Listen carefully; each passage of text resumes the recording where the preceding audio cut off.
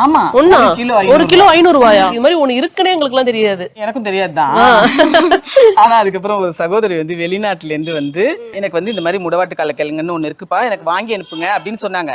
இந்த கிழங்கோட விலை 500 ரூபாய். எது? ஆமா, ஒண்ணா? 1 கிலோ 500 ரூபாயா? அம்மாடி. 500 ரூபாய் கொடுத்து வாங்கினவங்க 500 ரூபாய் கொடுத்து நான் உங்களுக்கு வேற இடத்துல வாங்கி அனுப்பிச்சு விட்டேன். அவங்க வந்து அதை வந்து கொரியர் சார்ஜே 700-800 ரூபாய் கொடுத்து வாங்கினாங்க.